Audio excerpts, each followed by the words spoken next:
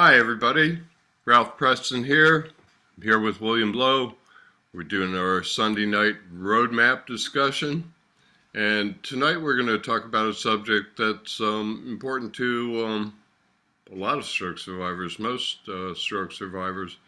That's about getting your hand open and about the balance between gripping and extension. This is an ongoing subject, and a lot of stroke survivors aren't aware of what too much gripping can do. So we thought we'd take it on as a subject, and William's going to start us off with a little basic explanation of how the hand works, and then we'll talk some more about our own personal experience and some of the experiences that we've had working with other stroke survivors. So, William, why don't you start it off for us?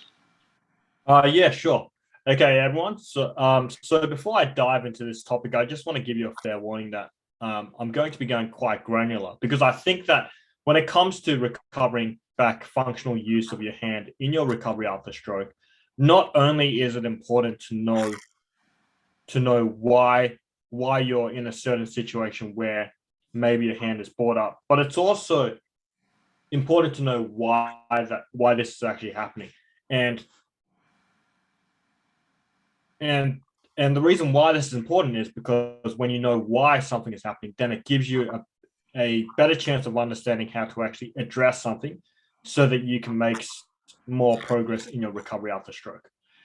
Now, I coach stroke survivors for a living, and I've talked to and I've exchanged notes with a lot of stroke survivors. And one of the most common things I see with a lot of stroke survivors in their recovery after stroke is that quite often they find that their hand or their fingers are brought up in a position like this all the time, and they're not able to get a lot of functional use out of it, especially when it comes to being able to actually do exercises where they can actually grab onto something and be able to release it, and also be able to incorporate the use of their hand in daily activities anyway. So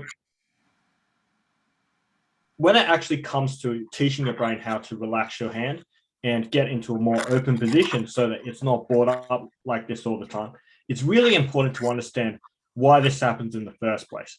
So the reason why in recovery after stroke that your brain tends to want to send too many signals to your fingers such that they're brought in like this all the time is because from an evolutionary standpoint, when we were all monkeys, your brain is pre-formatted to want to send more signals to the muscles which you use to flex your fingers and also your arm. And the reason why this happens is because when we were monkeys, the first thing we developed was our ability to grasp onto trees. And so quite naturally, your brain is geared towards wanting to develop the muscles which you use to flex a lot more than the muscles which you use to open up the fingers and relax the fingers at the same time. And it was only later that we actually developed our ability to actually relax the fingers or open up the fingers. And this came from being able to learn how to control the ability to grip onto something. In this case, that would be trees. So being able to grip on the trees and also relax that grip. So when it comes to recovery after stroke, if you're in a situation where you find that your fingers are brought up in a fist like this all the time, or maybe they're curled in a little bit like that. The reason why this has happened is because since your recovery after stroke, it's very likely that your brain has been conditioned to send way too many signals to the muscles which use to flex in the fingers. And this has resulted in the fingers wanting to curl in all the time. And because your brain hasn't quite learned how to relax these signals, it hasn't it it hasn't learned the ability to actually relax that grip properly so that your fingers are in a more open position. Now, this doesn't just occur because your brain hasn't learned how to relax, hasn't learned how to relax the fingers, but it also can occur because your brain is sending too many signals to the muscles that use to flex your fingers.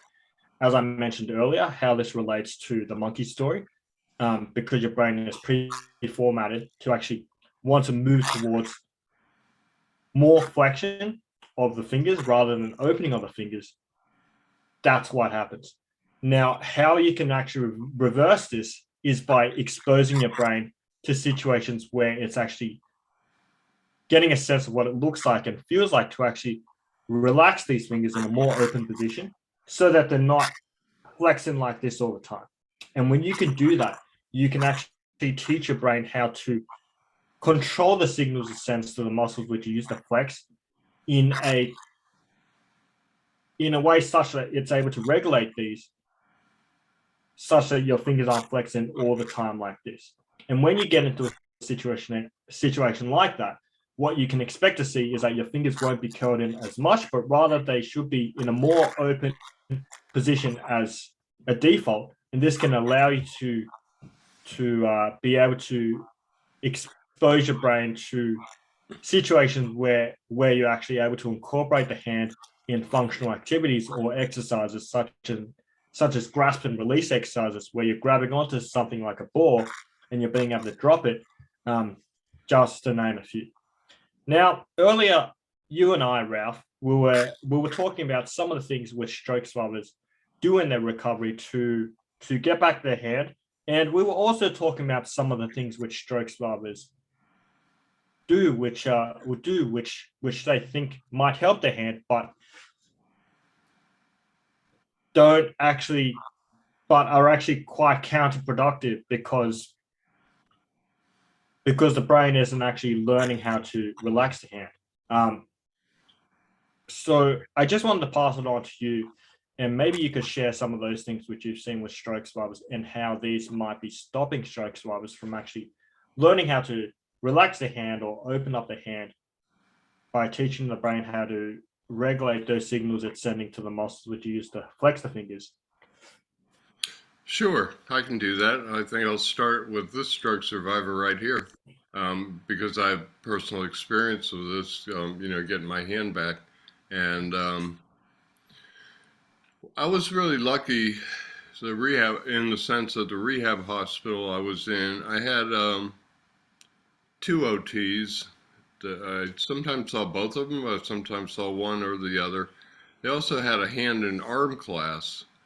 And in that class, someone told me two things that proved to be really valuable. The first one was about mental practice, and that's how I started getting my hand to move a little bit. It wasn't moving very much by the time it was time for me to go home, but they had already told me the next step, which was that I should work on opening my hand, on extension. And so I would hold my hand open, or I would put it on my thigh, or put it on the arm of the couch or whatever when I wasn't doing it. Essentially, I didn't know anything about splints. They didn't give me a splint. I didn't have ridiculous spasticity. My hand was curled, but it wasn't like all that tight. So I was doing basic splinting, I suppose, on my own, on my thigh and on the arm of the sofa. But they warned me about doing too much gripping, like, from when I could barely move my hand. I was, getting a half an inch of fingertip movement, and that was it.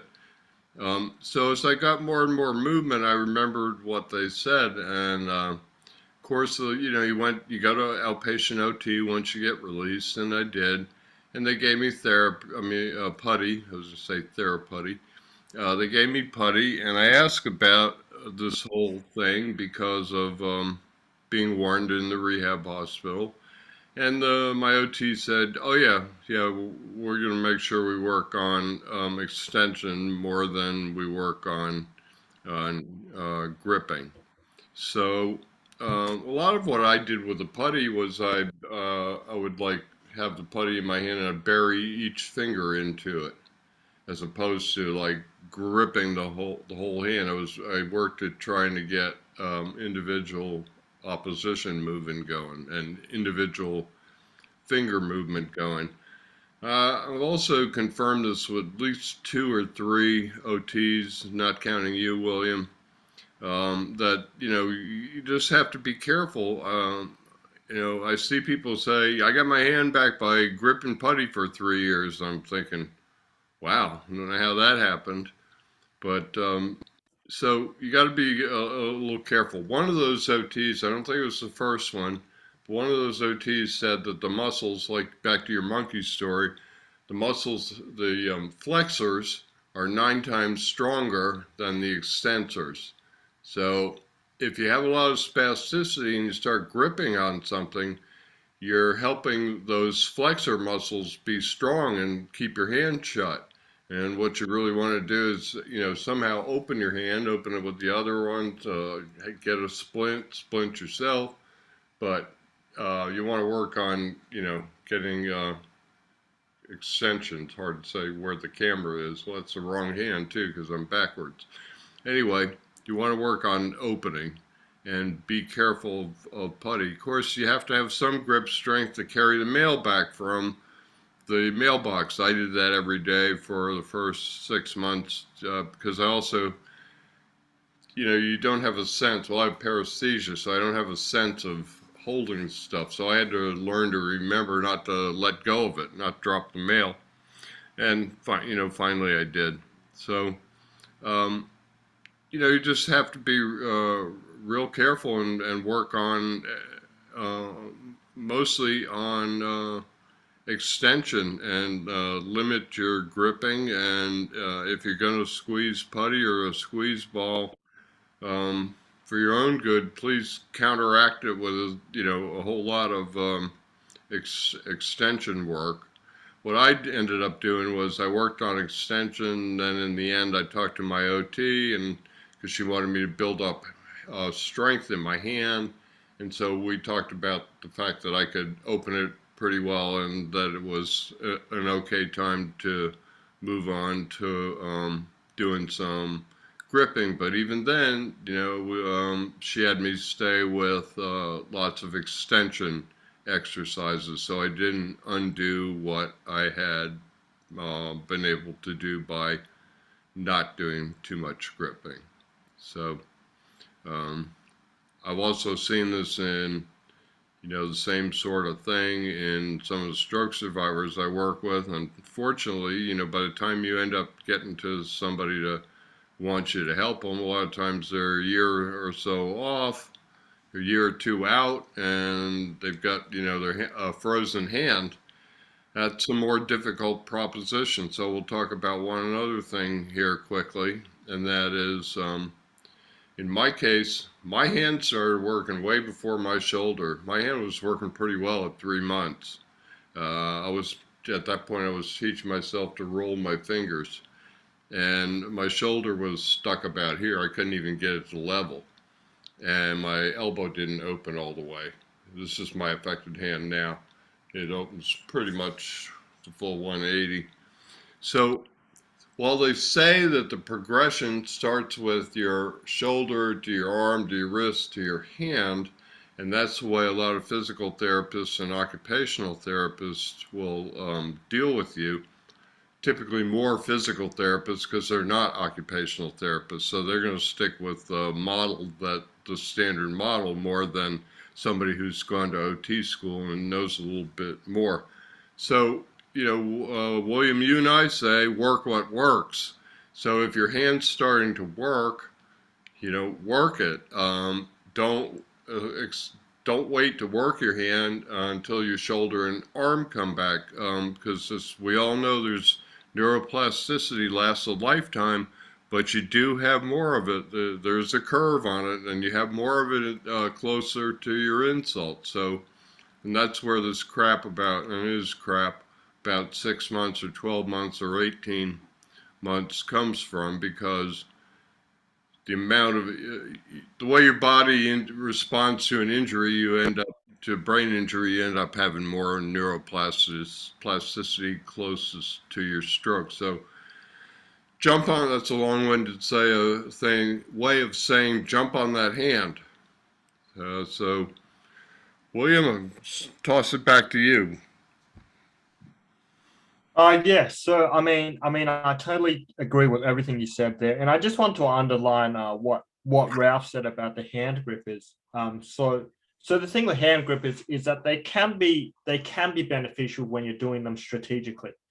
Now, if you're sitting there and you're gripping a hand grip about 1,000 times a day, and you're not actually thinking about it with your brain, what you're actually doing is you're not actually teaching your brain anything, because, as Ralph said, your brain naturally is going to be sending more signals than usual to the muscles which are flexing your fingers anyway.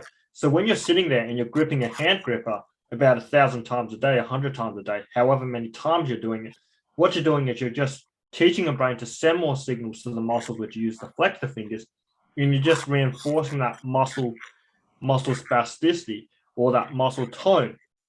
And you're not actually teaching the brain how to actually relax the fingers. Although the gripper does have some bounce back, that might be beneficial, but the feedback which you're getting is just not enough. It's just not enough to actually teach your brain how to relax the fingers.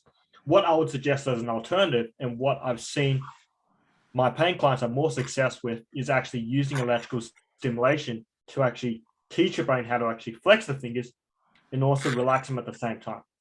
And this works really well because with the electrical stimulation, not only are you seeing your fingers actually flexing and relaxing, you're also getting the feedback of the electricity going through the muscle, which is sending a signal back to your brain that you're actually relaxing the fingers at the same time. Going back to the hand gripper, when you're just gripping the hand grip 100 times, what you're doing is you're teaching your brain to use way too much cognitive effort to do something or do a movement, which would have required no brain power before you had your stroke. Because let's say you're doing 100, it's probably by the 20th or 30th repetition where you're gripping the hand gripper that your muscles are probably going to get fatigued. And after that, your brain's just going to be compensating and using way too much effort than is required to actually grip the gripper and get the task done. And this will actually result in your brain learning bad habits by teaching itself and conditioning itself to use way too much effort to actually flex the fingers, which results in situations where for some stroke survivors, they find themselves 3 or 4 years down the track where their fingers are bored in like a fist like this completely, and they don't know how to relax.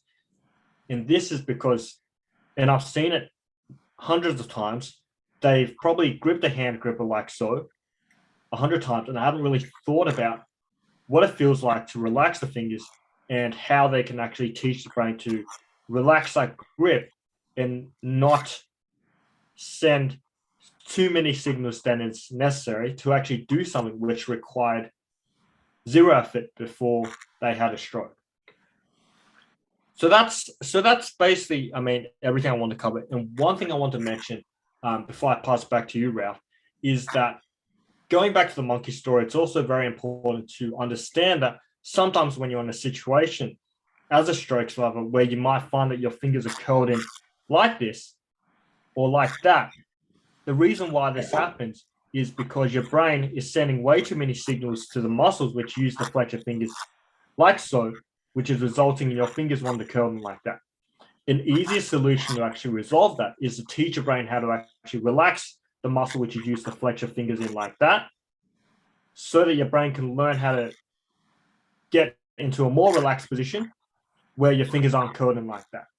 So if you're in a situation where your fingers are brought up completely like that, the way to get out of that is to teach your brain what it feels like to actually relax that grip such that your fingers are in a more relaxed position, and it's actually learning how to relax the muscles which you use to flex your fingers in like that. So I think that's everything I wanted to add on to what you mentioned, Ralph. And I just really want to emphasize that sometimes in recovery after stroke, it really involves teaching your brain the right habits and the right way to send signals from the brain to do things like you used to before your stroke. When you're doing hand grippers, you're not really teaching the brain how to isolate those signals and really dial into what it feels like to send those signals through. Because like I said, after that 20th repetition of just doing it, it's very likely it's very likely that your brain is just relying on or more on just getting through the task rather than trying to send those signals through. I think the hand grippers might be beneficial if you maybe, instead of doing hundreds of repetitions, if you maybe stuck to maybe the 5 to 8 repetition range and just aim for quality over quantity. That way you can actually allow your brain to experience what it feels like to actually flex slowly and also relax the muscles which you use to flex slowly at the same time in a controlled manner. And you can teach your brain the control that it needs in order to regulate those signals, such that your brain isn't stuck in a position where the fingers are curled in like that, where your brain doesn't know how to regulate the signals which are sent to the muscles which you use to flex. And in other words, it's sending way too many signals, which is resulting in a position where your hand is flexing like this all the time. So that's just everything I wanted to cover. And Ralph, I know you have some thoughts on this based on your own experience and also helping other stroke throwers. I was just curious if you wanted to share some of those. Sure. This is kind of seems like common sense and basic physics to me. But a lot of those grippers, so one of them's like spring loaded, and you can either adjust the springs, or they come with a couple of different sets of springs so that they're different grip strengths. And a lot of people use the little brains or squeeze balls. In both those cases, both of those push your fingers back out. One thing I did, I never had any of those grippers. I didn't know not to. I just, they gave me putty at OT, and we engaged in a program where I used it gripped on it in a limited way. Like I said, one of the things they had me do was bury each finger. Another was like I could make loops. There's things and use it like rubber bands. Those 5-hole rubber bands that they have now for extension are very good. You can get a set of them, 3 of them, different strengths for like $6, $2 a piece. That's a good thing. They didn't have them. So one thing you can do with putty is you make a big loop and then open it up, and you can actually do extension exercises. There are about 200 things you can do with putty.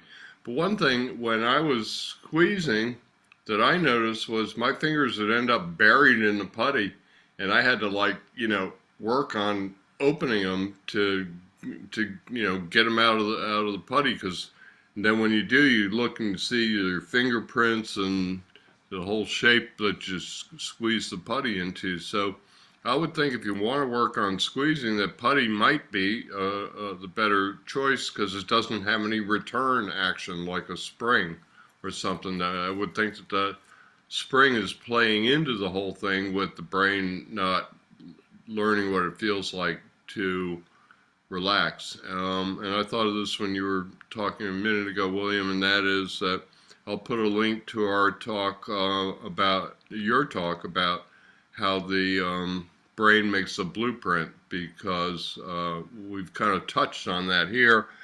And if you understand that's a real useful tool, particularly in getting your hand open, because it's so tricky. You can make more mistakes like with walking and such, and still end up being able to walk than with your hand. That's my opinion. Just seems like hands are real fussy for some people. They just don't want to open. So, the last thing you want to do is play into any spasticity or any tightness that you got in that hand, because you want to get it opening.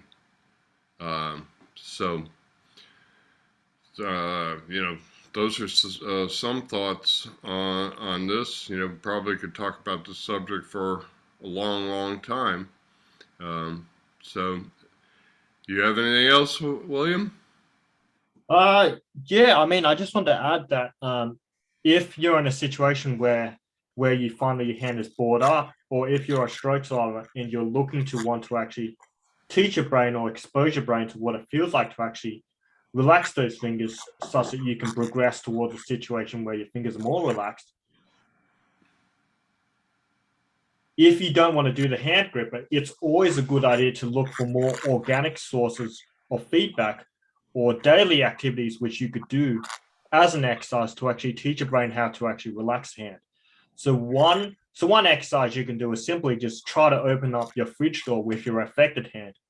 And if you're in a situation where your fingers are flexed in quite a lot and you can't relax them, you might find that when you go for the fridge door the first time, you might not be able to let go of the grip unless you use your other hand to actually pry away your fingers. But as you get a lot better with opening up the fridge door, you might find that the less effort you use in sending signals to flex your fingers, it's going to be a lot easier to actually relax your hand and move your hand away from the fridge door without using your other hand to help.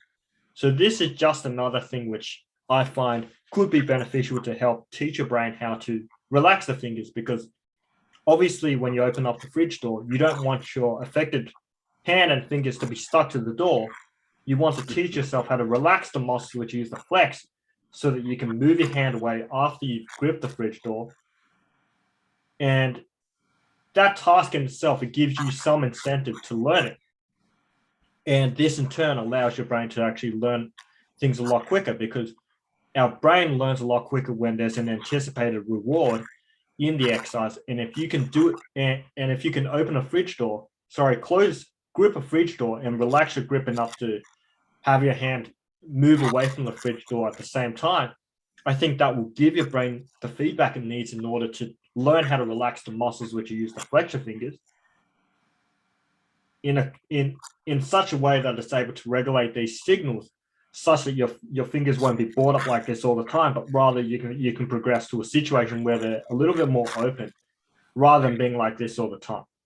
And obviously when they're a little bit more open, you can progress towards more functional activities where maybe you're gripping a ball and you're dropping it at the same time, and you're really looking out for what it feels like to relax the muscles which use to flex your fingers. Or maybe you're grabbing a piece of fruit and you're allowing the weight of the fruit to assist your fingers in relaxing at the same time, which is an exercise which I actually suggest to one of my clients as well. Well, and that brings us to functional therapy, or therapy is all around us and all around you. And that's a concept of I open the fridge door every time with my affected hand. I don't know, somewhere around 5 years in, I went to whatever hand's closest to the fridge, but I consciously thought about it for a long time, and I took the things out once I got enough arm strength to. Of course, in the beginning, when I brought them out, they were like, especially if they're heavy, they're real shaky. Another thing I did was whenever anything was empty, I had a tendency to spill fluids in glasses and coffee cups and things early on. Gotten better, not perfect about it.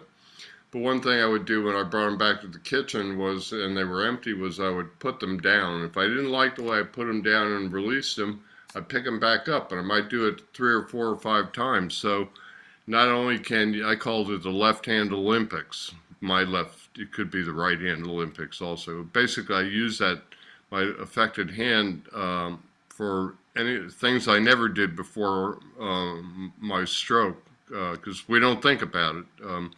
So I thought about it, and I intentionally used it. And when I finished this water glass, I realized I use these exact water glasses for the same sort of thing. Imagine this is on the counter, and I would, well, in the beginning, you can't open your hand very wide, so they're tapered. You can pick them up at the bottom. They're light. And as you get better and better, you can pick them up near the top. And I would practice setting them down and letting go. Pick them up, set them down, let go. And I would do this, hundreds of times. So I'm teaching my brain what it feels like, to let go. And anybody will tell you, anybody who's had a stroke, most anybody will tell you that the letting go is harder than the gripping, because we're back to the same thing about the flexors being 9 times stronger than the extensors. So this is real important to learn how to relax, let go, whatever you want to call it, open your hand. And there's a lot of simple things you can do around the house with a refrigerator and an empty plastic glass. I use these because you can drop them on the floor and they bounce. Remember, therapy's all around you, and try and use that hand as much as you can. Of course, we're back to the beginning here of worrying about too much gripping, because you got to get it open before you can do too much with it. If you're locked in still, not locked in because there's locked in syndrome, so I shouldn't use that term. If your hand's in a claw, you're going to have to get some kind of movement going in it before you can graduate to letting go of a glass. Or the mail's pretty easy, grabbing the mail and carrying it in. But try what you can. It's slower, sometimes frustrating, but it's therapy. So, unless you got anything else, William, we wrap this up until next week. No, I don't think I have anything to add. I think just when it comes to teaching your brain how to relax your fingers, such that your hand isn't brought up like this all the time, it's best to aim for targeted exercises where you're not giving your brain the opportunity to use brute force to just grip all the fingers like that, but rather activities where you're giving your brain the opportunity to control the ability to actually flex down the fingers and also relax them at the same time. So, for example, I've got something here. This isn't a ball. This is just something that this is just a cylindrical container. But basically, what I'm doing here is, as you can see here, if I'm going to teach myself to grip it, I'm allowing my fingers to stay straight, and I'm not allowing the fingers to resume that typical position where they'll be flexed in like that. And if I'm gripping this cylinder, as you can see here, I'm teaching my brain how to control the ability to grip or flex down the fingers and also keep them straight, rather than giving it the opportunity to grab it like that. And I think if you can put your brain into situations where you can teach it how to actually control the ability to grip the fingers or send signals to the fingers to grip, then it's going to be a lot easier to move toward that position where you can teach your brain how to relax the fingers. Because again, it's very easy to go with your brain's agenda of wanting to flex down all the fingers and send more signals to the muscles which use the flex. It's a lot harder to do the opposite and teach your brain how to relax. So when it comes to exercises where you're aiming to teach your brain how to open your hand, it's a lot more important to focus on the relaxing and the control of the muscles which you use to flex, just like with that monkey story, rather than just trying to work on that hand grip. The hand grip will come with the control of the ability to flex the fingers. Granted, your ability to flex won't be as strong, but it will be a lot more fine-tuned if you take on an approach where you're working on the control of flexing your fingers down and also relaxing your fingers at the same time. So that's pretty much the only thing I want to add. So unless, Ralph, you have any more thoughts. Well, of course, as well. you said something. Every time I say something, you get an idea, and same thing. I want to say two things real quick. And that was after I got pretty good extension, we did work on grip strength, and she had the gripometer thing that has got how many pounds per whatever you can squeeze. And I got my left, I think it was about 90 with my right, and I got my left to about 85, and I'm right hand dominant, so I considered that I got all my grip strength back without affecting being able to open them fully. And one other quick thing was, just because the way you grip that cylinder is really important, I want people to understand that there's something to that. William came down from the top. Two things I'm going to say. So he had his fingers only barely on it. When you're using that last digit, like he showed you, you can't, like, if you go down further, you can, do the claw thing with your fingers. So using the fingertips will help with that. The other thing is, it's a lot easier to grab something from the top, especially if you don't have wrist strength. You have to be able to supinate your wrists in order to come at it, in order to In order to grab the glass from the top, you got to be able to make a C, supinate your wrists sideways, and come at it.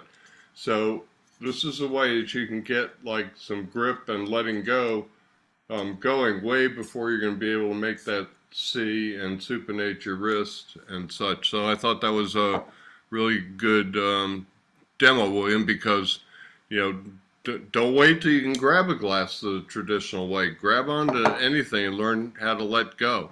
Letting go is a big deal. You'll always be able to grip. If we take it back to the monkeys, we're monkeys. We know how to grab on the vines and go up the tree. So work on opening, work on extension, and you can always come back to grip like I did. Like I said, I got my grip strength even 4 or 5 months after my stroke when my hand was starting to work pretty well. And I did it, through an OT or with an OT. But you don't need that. You can do it at home.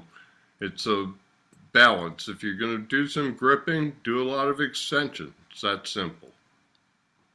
So, and I'll post that, we'll close this out, and I'll post that link to your talk about how the brain builds a blueprint for people who want to understand more about how you can actually, in your recovery after stroke at home, you can use some of the techniques you talk about in there to, do a better job of patterning your brain, take a more focused approach. So, William, once again, thank you for your time, and thank you to everybody for tuning in, and I guess we'll see everybody next time on Roadmap.